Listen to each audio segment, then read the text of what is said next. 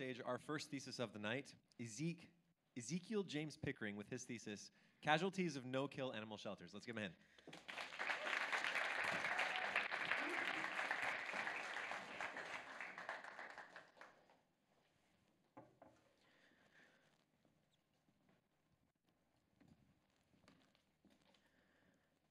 Beaten, malnourished, neglected, and then thrown from a vehicle.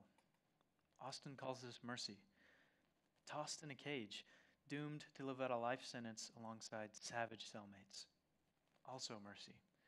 But to put an end to that, to let one plagued by the nightmare of every waking hour drift, finally and peacefully into sleep, and to let a heart that's never known a tranquil beat rest, that's cruelty. Here in Austin, under the banner of mercy, animals are dealt a great deal of harm. Should you take a stroll through one of our shelters today, the atmosphere of suffering would be almost palpable. In every thundering bellow from every inconsolable dog, you could discern a certain hopelessness. In each matted and mangy face would sit the forlorn eyes of an undeserving prisoner. This twisted sense of justice haunts the lives of our shelter animals every day because of the ironically named no-kill movement. An animal can be taken to a shelter if it's found on the street and has no one to care for it, or it can be relinquished to a shelter by its owners if they no longer wish to care for it. Animal shelters are to animals what nursing homes are to senior citizens. The animals there are typically lonely, as many nursing home residents are, and while they're sustained adequately, there's a definitive lack of nurture that all living creatures desire. But where the elderly are free to amble about and are provided with plenty of bingo, the animals in shelters are confined daily to small, cramped cages much akin to a jail cell. And where nursing homes are typically havens of tranquility, animal shelters are permeated by the unsettling and perpetual din of barking dogs, the shrill screeches of cats, the fetid aroma of feces, and the pungent odor of urine. Just as none of us cherish the prospect of life in a nursing home, our animals certainly wouldn't wish to end up in a shelter. Animal shelters in general are divided into two categories, standard and no-kill. Standard shelters will euthanize some of their inhabitants for a variety of reasons, but in a no-kill shelter, the only acceptable euthanasia candidates are the terminally ill or irredeemably vicious. No-kill shelters strive to achieve a 90% live outcome rate, meaning that of all the animals that enter the shelter, less than 10% are euthanized. Austin has primarily three shelters: Austin Pets Alive, Austin Humane Society, and Austin Animal Center, or AAC. The former two shelters are privately owned, and of the three, Austin Animal Center runs the largest operation. Austin Animal Services, a department of the City of Austin, funds and operates Austin Animal Center. That is to say, tax dollars are responsible for almost all of its expenses. Also, its website states that about 16,000 animals come through its doors each year. In 2010, the City of Austin passed a no-kill proposition and has since become the figurehead of the movement. Going no-kill may sound reasonable, but the consequences of the policy have proved very detrimental. Where standard shelters recognize their limitations, their no-kill counterparts go to drastic and damaging measures to keep so many animals alive. The no-kill proposition passed by the Austin City Council should be repealed. The first reason is that no-kill shelters are far too expensive. The second, they cause bad adoptions, those being animals given to unfit owners or unfit animals adopted out. And the third reason is that contrary to popular opinion, no-kill shelters are inhumane. They reduce the quality of life of our animals. The financial detriment caused by the practices of no-kill shelters is significant. A study titled The Economic Impacts of the Austin, Texas No-Kill Resolution found that the average cost per animal taken into an Austin shelter is $715. That's $300 more than an entire family below the poverty line has to live on for a week. The same study also noted that Austin has a higher cost per intake even than Chicago, whose animal services department has twice the annual budget and takes in 3 times as many animals. Before no-kill, Austin Animal Center alone made up 0.2% of Austin's annual budget, but it's since become far more costly. In fact, the 2014 budget for Austin Animal Services was in excess of $8.5 million. The next year, that number increased to $10.7 million and increased again to over $12 million in 2014. This year, the budget is upwards of $14 million. Since the no-kill proposition was passed, The budget for Austin Animal Center has more than doubled and now takes up 75% more of our annual budget than it did pre-no kill. You don't need a degree in rocket science to see that the budget and your taxes are only going to increase as the years advance. In order to accommodate the increase in the number of animals it had to house after the no-kill proposition was passed, the city of Austin promptly had to build a newer, larger animal shelter. This $12 million construction project gave us Austin Animal Center, the offspring of the dilapidated Town Lake Animal Center. Even with a whole new building, though, Austin Animal Services was immediately running out of space. Last year, AAC was forced to make a $6 million renovation to add just 44 new kennels. Sadly, though, the high price tag only added about 13% more room than before and came just a year after an almost identical $6.5 million renovation. Because they're always operating beyond maximum capacity, our no-kill shelters are in a constant and desperate need for more room. Seriously expensive predicament. The Graduate School of Social Work out of the University of Denver conducted a study on Austin shelters, presumably because we're a forerunner in the no-kill cause.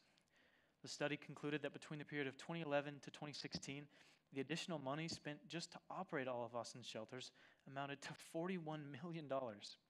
Also, as a direct result of the no-kill proposition, residents of the city of Austin had spent an additional $50 million in veterinary and pet care over the same time frame. The city of Austin stated after an official audit that the Animal Services Department, quote, does not have sufficient facilities and resources allocated to meet the 90% live outcomes goal and remain in line with state requirements and industry best practices. These claims are based on a lack of appropriate housing units and inadequate staffing, among other things, and those are problems only solved by upping the budget and pulling more money out of your pockets, or a shift in shelter philosophy. The second reason we should abolish no-kill shelters is because their practices produce a serious risk for a bad adoption. By that, I mean an adoption that's problematic either for the animal itself or for the adopters. These can be aggressive animals who harm their new owners, seriously ill animals who cost huge sums of money to keep alive, animals given to families tight on money who can't afford to adequately care for them, or animals adopted out to cruel people who abuse or neglect them. Our no-kill shelters inadvertently cause these types of bad adoptions because they're so desperate to make room that they can't take proper precautions when adopting animals out. One of the biggest ways our no-kill shelters attempt to make space is by hosting Clear the Shelter or free adoption days. And those are exactly what they sound like. Heavily marketed days where the animals essentially go on clearance. In fact, all you really need to pick up an animal from AAC is a valid ID and 18 years under your belt. Here in Austin, these events happen monthly, but this type of promotion diminishes the quality of home an animal will be adopted into. Take the story of Valerie, a dog adopted during a Clear the Shelter day, found just 2 weeks later on the side of the road, malnourished and abused. Tragically, she died shortly after being taken to an emergency clinic and identified via microchip. The amount of stories just like hers is heartbreaking, and doubtless there are countless undocumented cases. The head of a prominent rescue group in Los Angeles, a no-kill city, says that she routinely sees families impulse buy a pet on a free adoption day and then change their mind just days later. No-kill shelters are proud to display how many animals they've adopted out, but are reluctant to show how many quickly return. The Journal of Applied Animal Welfare Science has stated that animals adopted for less than $100 were at a higher risk of being returned.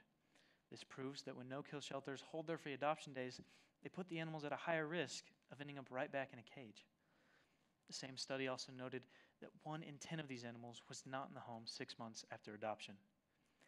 Furthermore, if a prospective owner can only afford an animal on a free adoption day, then he or she certainly shouldn't own a pet. The average annual cost of owning a cat or dog is upwards of $1,000. And keep in mind, these animals live for about 15 years. I might have slept through a few economics classes this year, but a $15,000 impulse buy seems foolish. Another of the ways our no-kill shelters attempt to clear out space is by sending occupants off to rescue organizations. These are small nonprofit groups which take animals from the shelter and find them homes. But these rescues often have their own personal agendas which overshadow the best interest of the adopter and animal. Behavioral specialist Dr. Lori Bergman says she, quote, sees it all the time. Rescues put their own spin on things, end quote. In 2015, a Tennessee man was mauled to death by a Rottweiler he'd adopted the very same day. Of course, that's an extreme case, but the danger when no-kill shelters adopt out aggressive animals is very real. During a 4-year period under the no-kill banner, the number of annual dog bites in Travis County rose by 136. 2014 was an especially dangerous year for those seeking to adopt, as the dog bite rate out of Austin Animal Center rose by 20%. The numbers show that the practices of no-kill shelters are directly correlated with an increased risk of being injured by an adopted animal. We wouldn't let dangerous criminals go free, much less invite them into our homes and let them play with our children. So why do we do it with animals? Another bad adoption could be one in which the animal turns out to have grievous and costly medical issues. I work at an animal hospital, so I can tell you firsthand that it's not so uncommon to see foster owners put in charge of animals with life-threatening conditions like cleft palate, open wounds, distemper, infections, etc., which can require intense nursing and care. And even worse, these animals are still owned by the shelter, so the foster caretakers can't legally receive any medical help or advice from their own veterinarian. Take the story of Harley, an inhabitant of the Toronto Humane Society adopted out to owners who soon discovered she'd long been suffering from a shattered leg and dislocated kneecap in a shelter supposed to care for her. The unfortunate new owners were thus compelled to spend hundreds of dollars on treatments, but situations like this could be avoided if our shelter veterinarians were able to euthanize humanely instead of having to worry about a benchmark percentage. The very nature of the no-kill proposition, more specifically the requirement of AAC to meet a 90% live outcome rate, means they're heavily incentivized to give away as many animals as they can. In fact, Austin Animal Center sent off so many animals to Austin Pets Alive alone last year that without them, AAC would have only reached an 81% live outcome rate. Furthermore, in 2017, Austin Pets Alive, let 624 animals die in their cages. The first principle of veterinary medical ethics state that the veterinarian shall first consider First principle of veterinary medical ethics states that the medical judgment of a veterinarian shall not be influenced by contracts or agreements made by their associations or societies. That statement alone is in direct contrast with the no-kill policy. Veterinarians can't euthanize the animals that should be, so our shelters are desperate to make room, and they end up dumping animals on people who either don't know what they're getting into or who have nefarious intentions. This brings us to the third reason that Austin's no-kill shelters should be reoriented. At first glance, the no-kill movement appears entirely righteous and harmless, but a closer inspection of its policies and their implications reveals its inhumane consequences. You might be surprised to discover that the People for the Ethical Treatment of Animals, or PETA, a name you probably recognize as one of the largest and most outspoken proponents of animal rights and animal well-being, is actually one of the most vehement and formidable adversaries of the no-kill cause. PETA compares the efforts of the movement to a man who, seeing kittens float past him in a stream, jumps in enthusiastically to save each one, oblivious to the real problem, the other person a ways upstream throwing kittens in the water. Even PETA believes that going no-kill is a shallow and ineffective solution to a much deeper problem.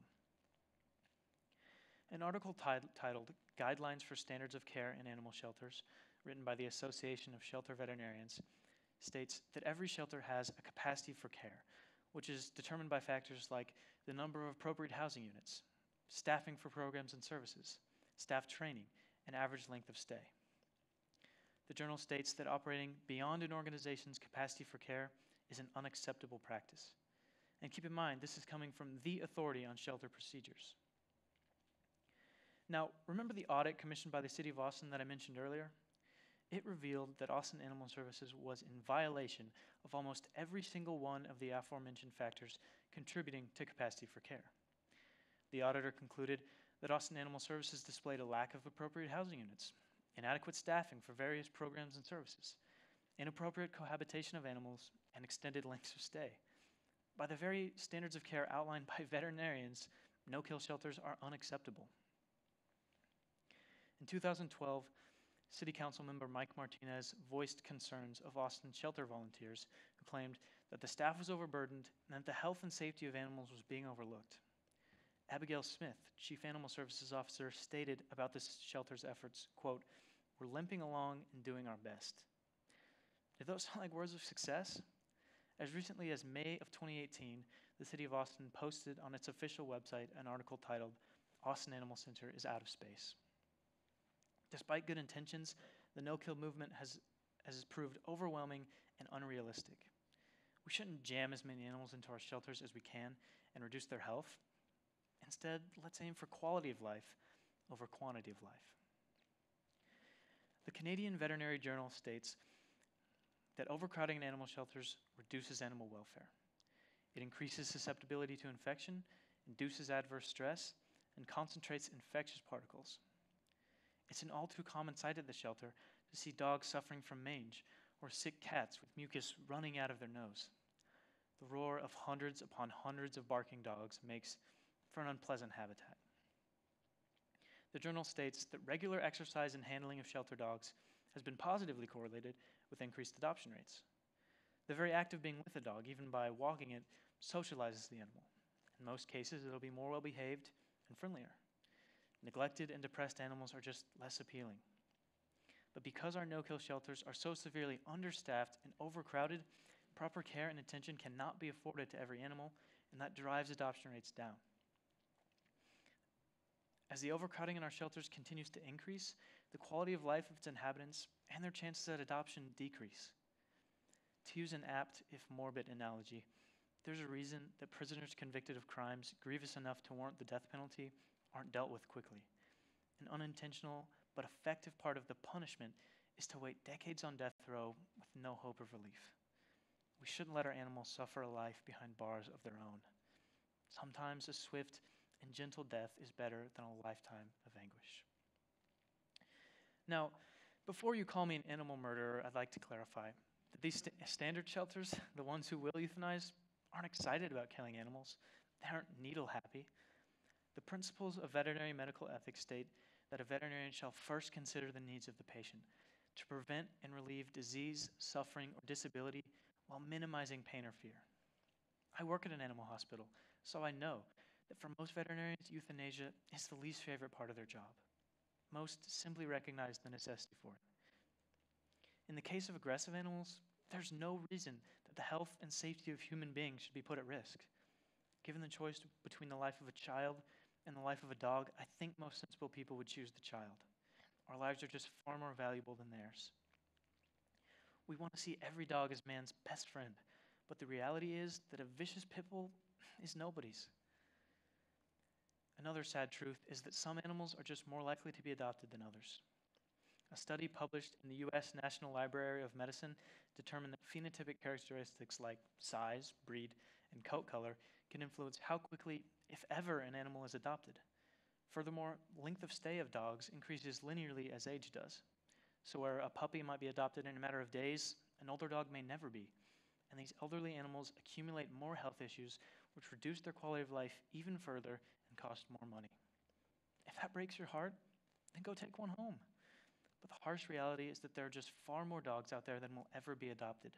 But if we let them pile up in our shelters, we aren't doing any good for ourselves or for them. After careful examination, I think you'll agree that the no-kill philosophy isn't as righteous as it first appears.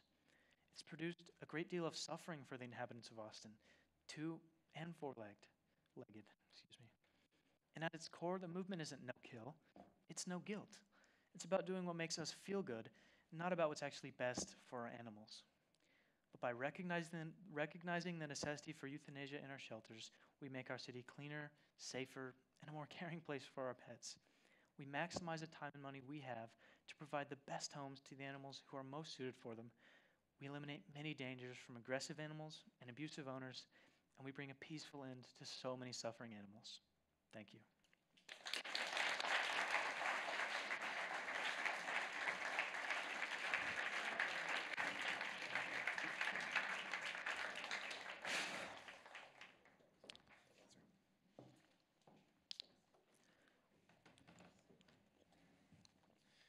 All right, on Zeke's panel, we have Amber Compton, who is a wife, mother, teacher, speaker, and writer.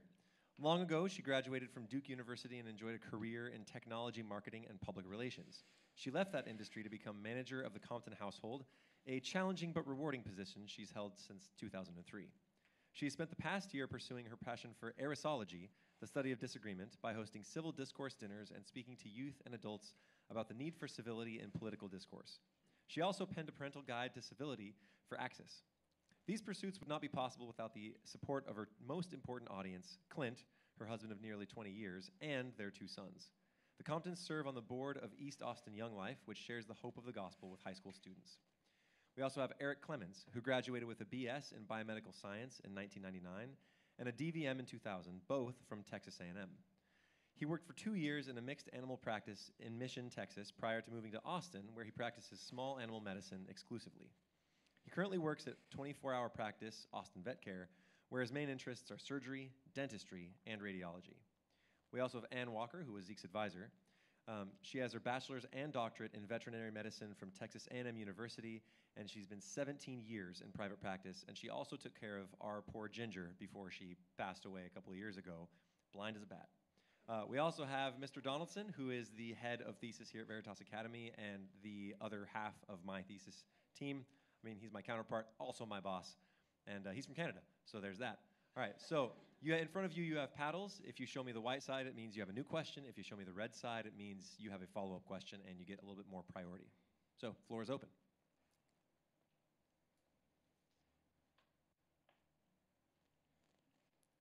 Amber, I see you got your hand on your paddle. Super well done. Thank you. I need a microphone. Very well done. Can you tell me a little bit about the percentage of animals at these no-kill shelters that are not ill or vicious? If we began to, pardon the phrase, kill off the vicious and the ill, would we still be overcrowded? How much room would we have left over at that point? So I don't know the exact percentage of healthy to sick, but I think I can still answer your question. The first thing I'd like to say is that getting rid of the no-kill policy just means getting rid of the 90% benchmark. So the fact that there's a benchmark, it ties veterinarians' hands, and they can't make the same decisions they would regarding an animal's life, like whether or not to sustain it. So that said, before no-kill, the amount of animals that were euthanized in the shelter, and don't cringe, but it was about 50% are usually euthanized in shelters compared to ones left alive. And yeah, do you have any more questions? Does that answer? Zeke, good job. So would you still be a proponent for this if we could take care of the space issue and if we could take care of the adoption criteria? Like if we educated the public on making sure that you only adopted a dog that you were able to keep, if those 2 criteria were taken care of, would you still be a proponent for repealing the no-kill? So first thing, if money was no object and we could just keep expanding the shelter and expanding the shelter and expanding the shelter to meet the amount of more dogs that keep filling up, I still don't think that would fix the problem, because a big part of it is just that animals stay there for their whole life and then die. Like I said, about 624 animals just died in their cages in Austin and at Austin Pets Alive in 2017 because we can't euthanize them, and that's not humane. Killing an animal before it has the chance to suffer for so long is the whole idea behind eliminating the no-kill. So the fact that you have more space just means you could have more animals that would sit for their whole lives in a shelter. And making the adoptions so that only the best adopters could adopt would only decrease the amount of adoptions that would actually happen. So both of those things would just worsen the problem, in my opinion.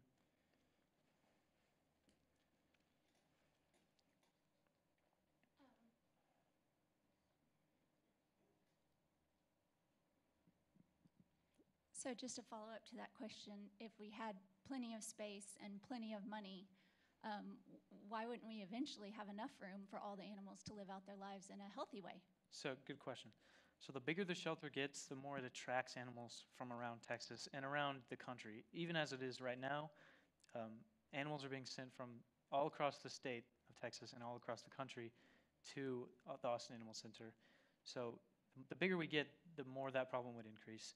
And the second thing is, and this is kind of a side note, but natural disasters tend to cripple a shelter. So I'm sure you all remember Hurricane Harvey back in 2016. an article in the Austin Chronicle that came out about 2 months ago revealed that actually the shelter is still suffering and still catching up from the influx of animals that came to the shelter from that storm. So just unforeseen events like that, and the fact that the bigger the shelter got, the more magnetic it would be, I guess, to animals, just means that it's not really an issue of space and money, even though those things are an issue.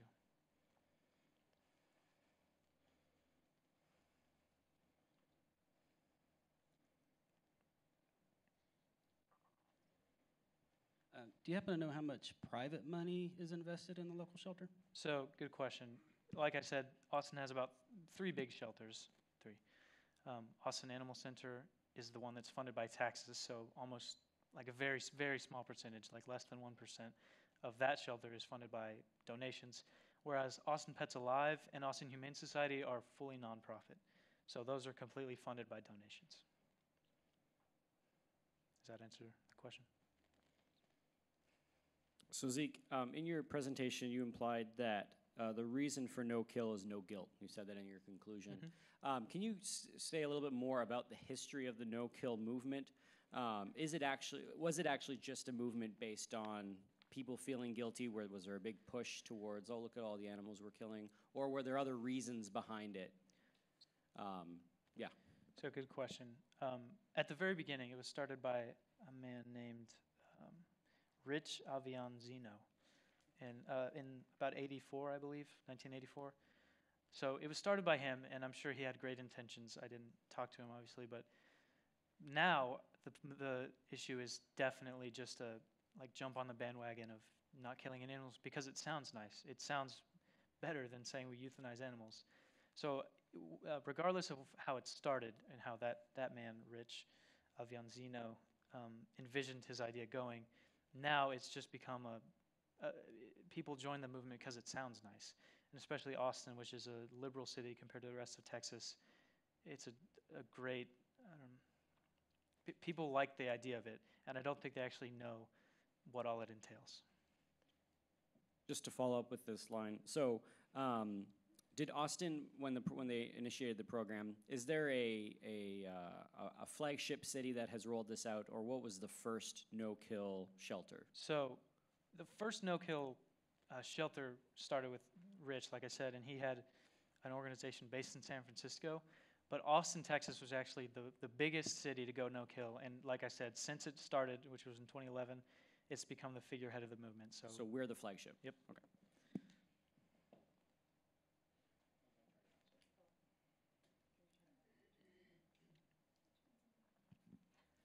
So it sounds like you had some great data and some great quotes about how poorly this is going, how some of the employees feel that it is going. How often are they reviewed? Has there ever been another vote? Has there ever been an impetus to repeal this? And is that a city council thing? Kind of where does it stand right now, and when will it come up again? So as far as I'm aware, there's been no massive push to repeal it. That said, the same article that I was talking about in the Austin Chronicle that came out a couple months ago was basically written, or it was an interview of all of the volunteers of the shelter, and they're extremely disappointed with the way it's going. And a lot of the people that worked there have just been so disillusioned by how bad it is that they're starting, I would say, to form a ring against it. But there's been no big push that I've heard about to repeal it. If you were going to repeal it, how would you go about doing that? So, like I said, I don't think it's a matter of the biggest problem is just the benchmark percentage, because as soon as there's a percentage, then you're working towards that and not towards the well-being of the animals in the shelter. So the first thing would just be to get a petition going, essentially, to present to the Austin City Council. And I think that the problem with that would not be writing a petition. It would be getting public support, because like I said, it's kind of become a cult, like mob mentality is not the right connotation, but mob mentality about let's do no kill because it's awesome. So you'd need to, I guess, have some kind of campaign to raise awareness for what the problems actually are. Because as it stands, everyone just thinks it's awesome because it sounds good. So let's talk about the Shootneck's dog, Ginger. She was blind. If a dog like that is brought to a standard shelter, who makes the decision, and how long does it take for that decision to be made that this dog is not viable? So, or rentable or adoptable? Adoptable. So that's a question or an answer that veterinarians alone would be responsible for answering. They're trained to make decisions like that. They take into account things like, is the animal have a terminal condition as is? Would treating it only prolong the animal's life and not actually improve its quality of life? How is the quality of life currently? Is it a danger to other animals? So factors like that determine if a veterinarian will decide to euthanize or not. But it's not a black and white issue. It's not like you don't check off the box, and if it meets all the requirements, you just euthanize it. It's veterinarians are trained to make that decision, and they would be the ones executing it. That's not the right word. Executing that idea.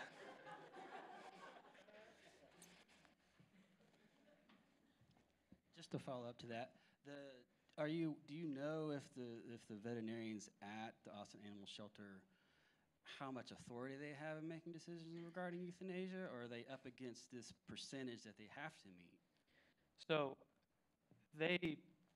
this is just in the past couple of years, they've actually exceeded the percentage, which I think is happening because they have this mindset like we're saving all the animals and it's great, and then people are getting bonuses for however high above the percentage you go. So I haven't interviewed any of them, so I'm not sure exactly how they think, but that's what I would say. And just to follow up with that, so who is monitoring our shelters? I guess what happens if a shelter does not hit or if it finds out that they've euthanized too many animals? Is there a watchdog, pardon the pun, organization? Yep. Good question. So there's the Veterinary Medical Board of Examiners oversees veterinarians, and they can revoke a license. So let's say there's a rogue veterinarian that's euthanizing all these animals and they shouldn't be being euthanized. Someone will report that, presumably a volunteer, because they're already unhappy with that. So someone would report it, and then the Board of Examiners would look into it, and they would be able to revoke a license or fine you. So that's how that would be dealt with if that became an issue. But right now we have the opposite issue. So, Zeke, you mentioned pit bulls being no one's friend, and that seems harsh. I mean, I think we all can think of a few families that have really great pit bulls that are very kind and loving. So, Yeah. Can you comment on that? So, first of all, the statement that I made was a vicious pit bull is nobody's friend. I could have as easily said a vicious chihuahua is nobody's friend. A vicious wiener dog is nobody's friend. But to answer your question more fully, pit bulls are statistically the most dangerous animal, or dangerous dog, not the most dangerous animal. Between the period of, I think, 2005 to 2017, there were 284 fatal dog attacks committed by pit bulls. That's a pit bull that killed someone. And the next closest dog on that list was the Rottweiler with 42. So the difference between 284 and 42 is exponential. Pit bulls made up about, in a pie chart, 65% of fatal dog attacks, and all other dogs combined were the other 35%. So just statistically, they are the most dangerous dog. And so you said there was a certain amount of strikes that an animal gets in. No, there's not necessarily. There's no strikes. Yeah, it's not a checklist. I'm in favor of no strikes. So thank you, Gotcha. Zeke. Sorry about that.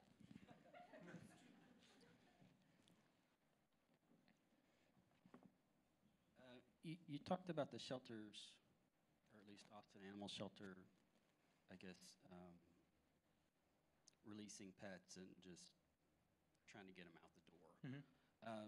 Do they not do any type of behavioral screening and checking these animals out for health status before adopting, or is... A lot of the time it doesn't happen. Like I said, about weekly, I didn't say this actually, so I'm saying it now. About weekly at the animal hospital that I work at, we see animals come in that have escaped from their owners. So with microchips that are from the shelter. So when they come into the shelter microchips them, and then when you adopt that animal out, the new owner is supposed to register it to them. So the fact that there are so many animals that haven't been registered just proves they're very well valued. And then they escape, and then no one can find them. So there's not really any kind of screening directly from the shelter about what kind of home the animal's going into. Also, it's not uncommon at all to have animals come into our hospital that are suffering horribly, that have broken bones, that have diseases that they were adopted out to people with, and then those people just have to deal with that problem. But his question wasn't about, I don't think it was about screening homes, it was about the animals, the outgoing animals themselves. So you mentioned that in your second point, there's an incentive to get the animals out the door, and that creates an incentive to sort of clear. There was those clearance days, so what are the regulations supposed to be for saying an animal is fit for adoption? Whether or not they're following it, what is the regulation supposed to be? So as far as I know, there's no code that says this animal must meet these requirements to be adopted out. But veterinarians should be responsible for making sure that healthy animals are going out or that animals are going to healthy homes. So it's not that there's a list of requirements, but veterinarians are supposed to be making those decisions, and they're not or can't. I love your comment about you got to look at where the kittens are being thrown in the river, upriver. So how did we get here, I guess is my question. Is this a spaying, neutering issue? Is this a bad pet ownership issue? Why are we here? Why did we get here in the first place, do you think? The biggest cause of the problem is just pet overpopulation. There are too many pets and not enough people willing to have them. So that's due to pets being bred on the street because there's homeless animals, essentially. Also, breeders that breed too many. There's just too many pets out there. That's essentially the problem. That's nature.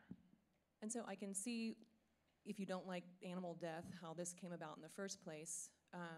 Do we need to up, PSAs about spaying, neutering?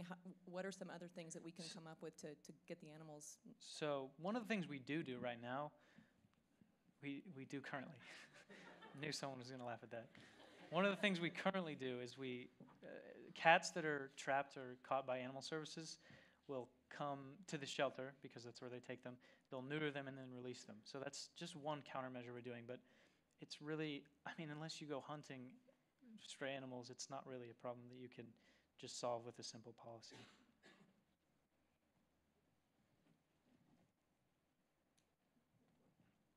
Did you look into any information in regards to this issue as far as dog and cat breeders, what role they play in all this? I didn't even touch that issue at all.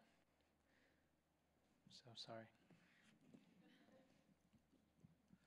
Just to touch on what he said, what about the cat population? You had a lot of information about dogs, and I didn't hear much about other than them being thrown in the river. One of the reasons you probably didn't hear any statistics on dogs or cats is because from a medical standpoint, it's a lot easier to evaluate the stress, emotions, things like that of a dog than it is a cat. Don't ask me why, I'm not exactly sure. But so the studies that are conducted and the stats that I would have said were conducted on dogs because medically it's easier to do that. Also, cats are just a lot lower maintenance.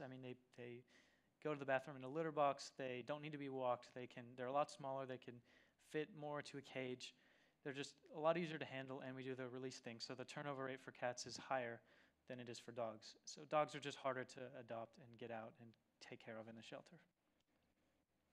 So Austin has sunk a lot of its image, or has a sunk cost into its image as now this pet-friendly city. Yeah. So one of the first things I noticed when we moved here was dogs on every restaurant patio. Do you have any worries that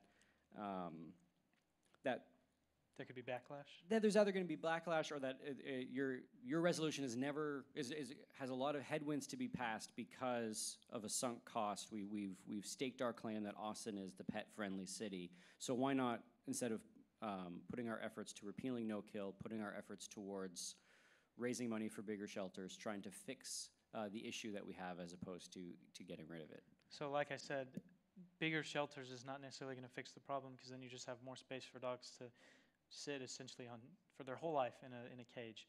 So again, it's not really a space issue, but also I think that just the wording of no-kill is first of all misleading because there are euthanasias allowed within no-kill, like 10%.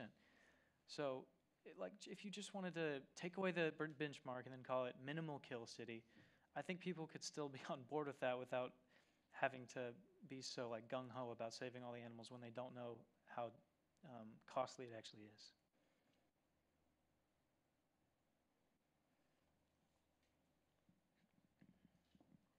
Did you happen to find any information on how many cities are no-kill? So the source I found was about communities, and they said, well, the source claimed that there are about 4,000 no-kill communities nationwide out of 20,000. So that gives you an idea. And would you recommend that all those cities repeal their no-kill law? So again, I think the benchmark can certainly be removed in all of those cities. There's no need to have a percentage that a shelter needs to meet. But if a community can feasibly do this, let's say they have enough adopters to take animals from the shelter at a rate that's not inhumane, and animals aren't sitting for their whole lives in the shelter, then certainly they can do all they want to save as many as they can. I just think that the problem is not that we should kill animals, it's that we shouldn't have to not kill animals. So do you know the capacity of how many animals can be taken care of in the three main institutions that you talked about in your presentation? So I'm not exactly sure the occupancy of them all, but about 16,000 animals come through the center each year, and a lot of those are just sent to a different shelter. Like I said, Austin Animal Center, just to meet the benchmark, they just dump their animals onto Austin Pets Alive, which doesn't fix anything. And then, like I said, the animals there just die in their cages. So, are there quality of care guidelines? There are. Like, and in your research, are any of those quality of care guidelines either sort of absurdly high? I'm thinking we have lots of land. Why not have Austin Pets Alive be out in the country where you have acres and acres where dogs can roam? I'm just thinking, like, are we being handcuffed with other regulations besides just the kill benchmark? Are there other regulations like the dogs need air-conditioned space, or the dogs need 5 meals a day, or something? So I'm going to stop you guys. I'm sorry, we're overtime already. You preempted me there. You guys will just have to think about that one and wonder about it as you go home. So everyone give Zeke a hand.